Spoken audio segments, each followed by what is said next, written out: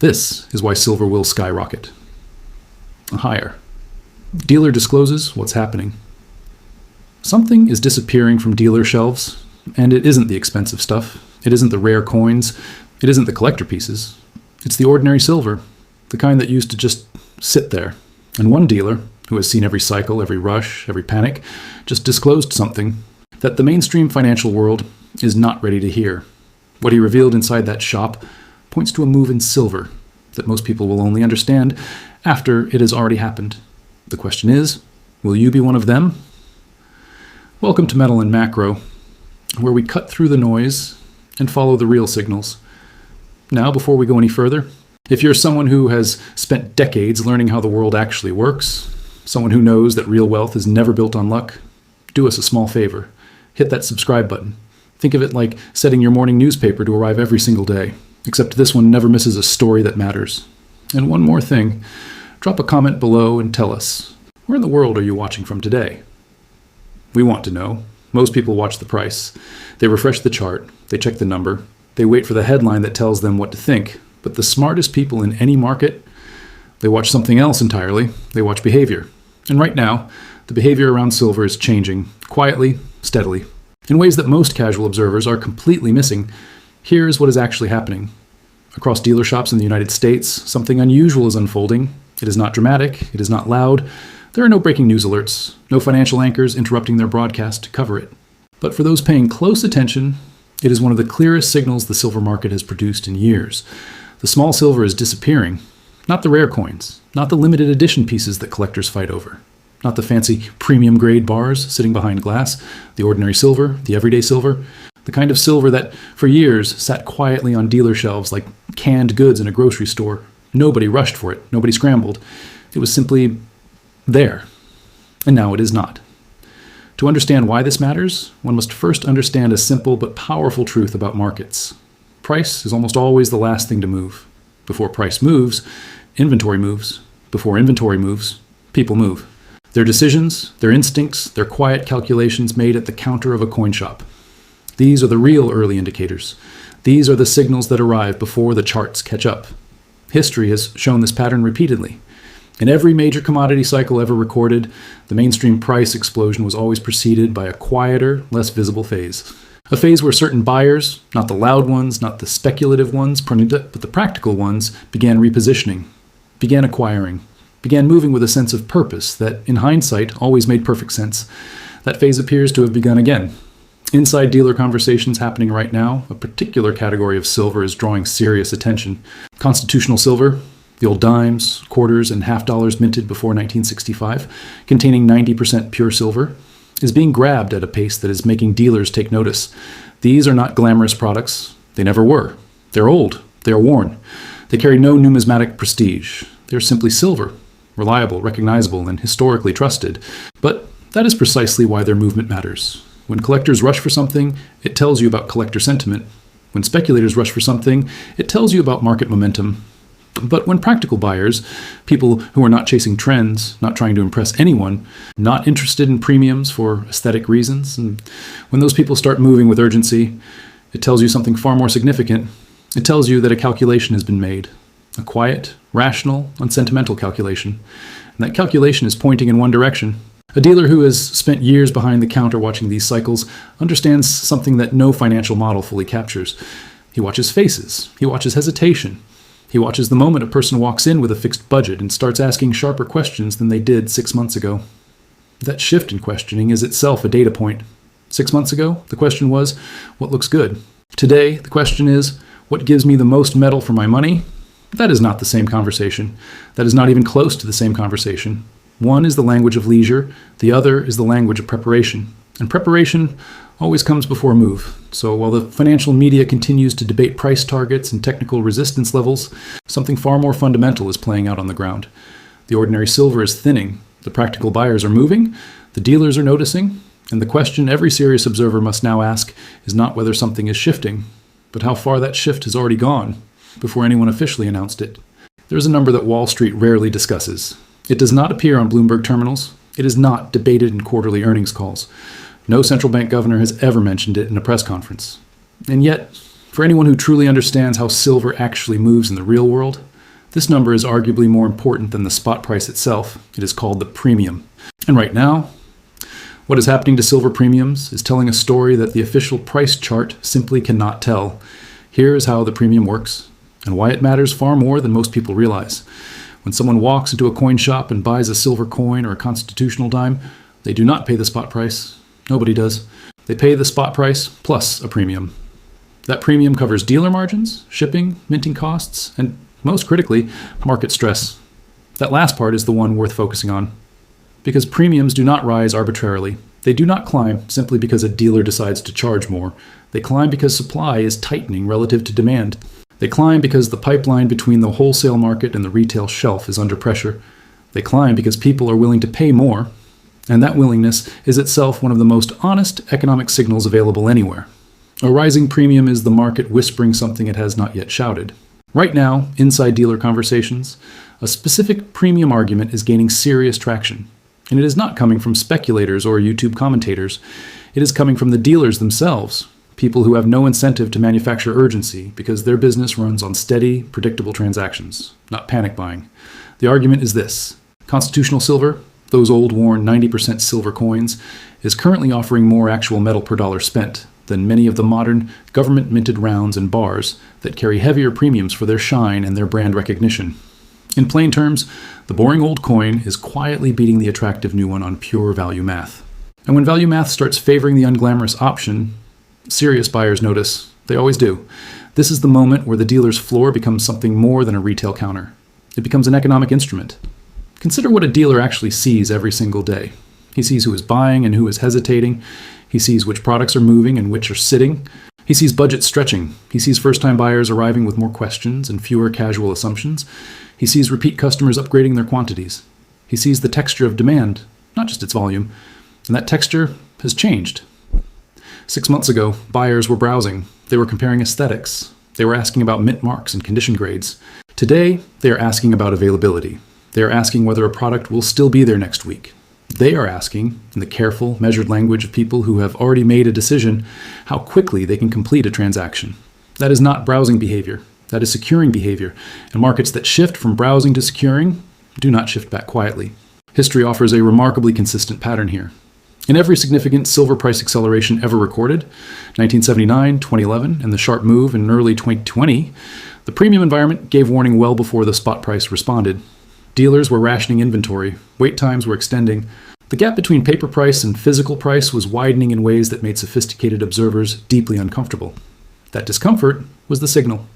Because what premium expansion really represents is a fracture, a growing disconnect between what the financial markets say silver is worth and what real people in real shops are actually willing to pay for it. And fractures do not heal quietly. They either close or they crack wide open. Right now, the premium data is not screaming. It is not at crisis levels, but it is moving. It is shifting in the deliberate early stage way that precedes something significant. The dealers can feel it behind the counter. The buyers can feel it in their calculations. And the market is just beginning to feel it in the price. Every generation believes its crisis is unique. Every generation points to its headlines, its tensions, its economic pressures, and concludes that this time is different from every time before it. And almost every generation is wrong. But occasionally, rarely, and with consequences that echo for decades, a moment arrives that genuinely is structurally different.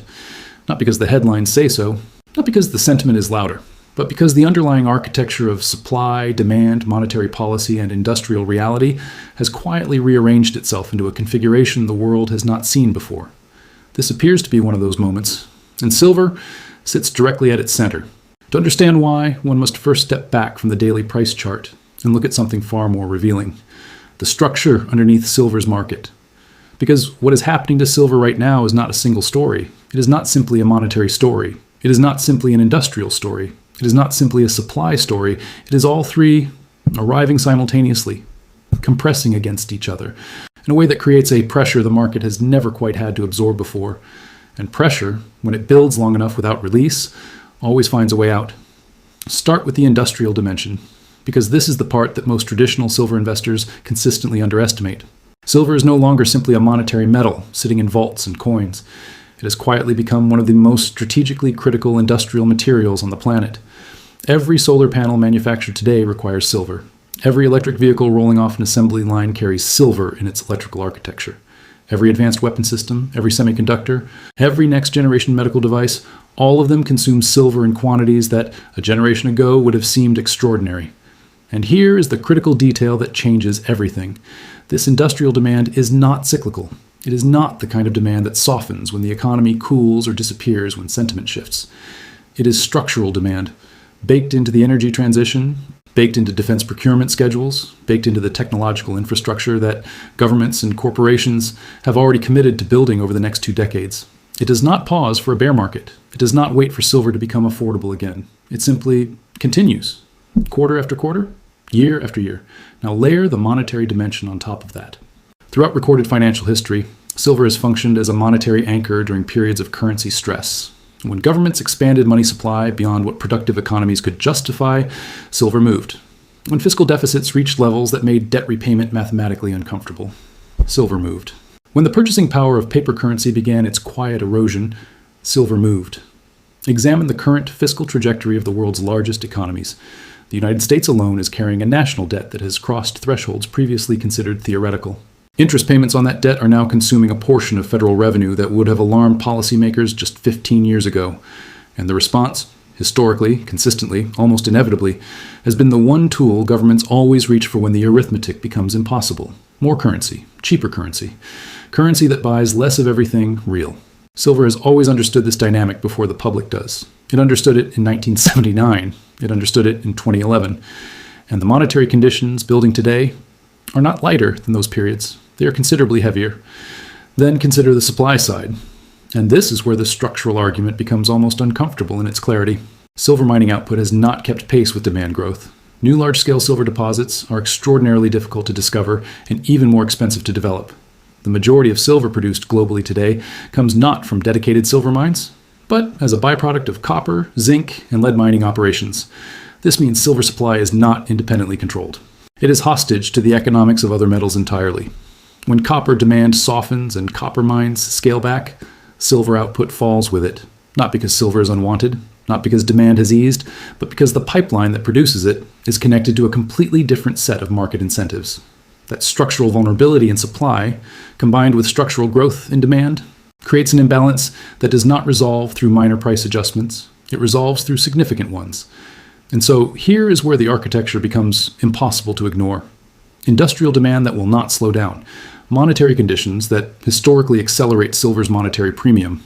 A supply structure that cannot respond quickly even when prices rise. And on the ground, in the dealer shops, the behavioral signals from part 1 and the premium signals from part 2 are now beginning to reflect exactly what this macro architecture would predict. Ordinary buyers are not reading macro reports. They are not studying mining output statistics. They are not modeling monetary expansion scenarios. They are simply walking into shops, feeling something they cannot fully articulate, and buying silver like they do not want to wait any longer. That instinct and this architecture are pointing in exactly the same direction. Understanding a market is one thing. Knowing what to do with that understanding is another thing entirely. And this is precisely where most people fail. Not because they lack information, not because they missed the signals, but because they stood at the edge of a clear, well-reasoned conclusion and hesitated. They waited for one more confirmation, one more headline, one more analyst to validate what they had already quietly figured out for themselves. And by the time that confirmation arrived, the opportunity had already moved past them. This part is not about silver as a concept. It is not about charts or theories or historical analogies. It is about the practical, disciplined, strategic decisions that serious people, business-minded people, people who understand that wealth is built through positioning, not reaction, need to be considering right now. The first thing any serious decision maker must do is reframe how they are thinking about silver entirely. Most people approach silver as a speculative trade. They ask, will the price go up? They watch the chart. They set a target. They plan an exit. And in doing so, they miss the more important question entirely. The more important question is, what role does silver play in a world where the monetary architecture is under structural stress? Because that reframing changes everything. It shifts silver from a trade to a strategic reserve position. It shifts the conversation from how much can I make to what am I protecting and for how long? And that shift in thinking is precisely what separates the people who benefit from commodity cycles from the people who simply watch them happen.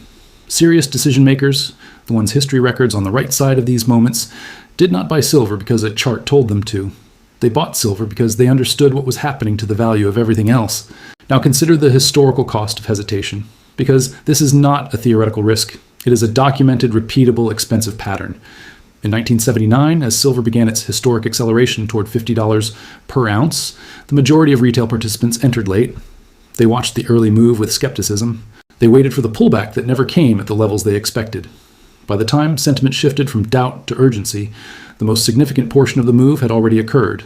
The same pattern repeated in 2011. The same pattern appeared again during the sharp silver move of early 2020, when premiums exploded and physical availability tightened almost overnight. In each of these cycles, the behavioral signals appeared first, the premium pressures built second, the macro architecture aligned third, and the price moved last, every single time. The person who acted on the early signals, not with recklessness, but with calm, calculated discipline, captured the full cycle. The person who waited for the price confirmation paid for someone else's patience. So, what does disciplined positioning actually look like in practical terms? It begins with a simple principle that every serious business mind already understands instinctively. Do not concentrate, do not speculate.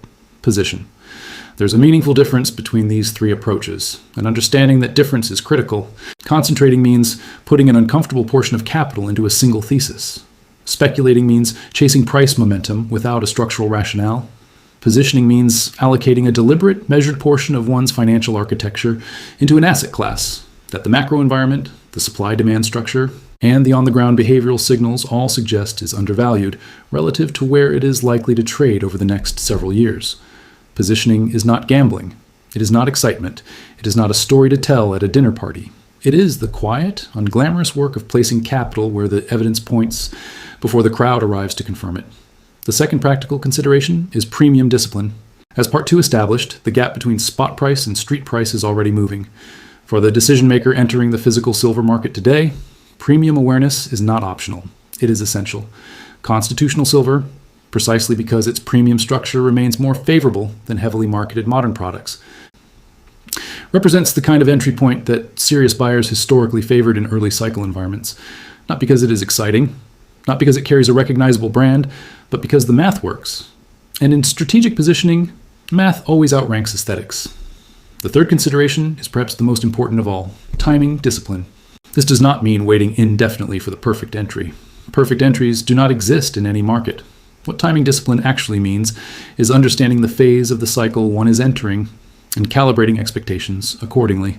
The signals visible today, the behavioral shifts in dealer shops, the premium expansion, the macro architecture building underneath, these are early to mid-cycle signals. They are not the signals of a market that is already run.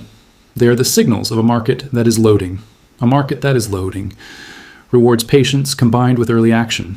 It punishes both reckless urgency and paralytic hesitation equally. And so here is where every thread of this analysis converges. The ordinary silver disappearing from dealer shelves in Part 1 was not a coincidence. It was a signal. The premium math shifting in favor of constitutional silver in Part 2 was not a trend. It was a warning. The macro architecture of industrial demand, monetary stress, and supply constraints examined in Part 3 was not background noise. It was the structural foundation beneath everything else.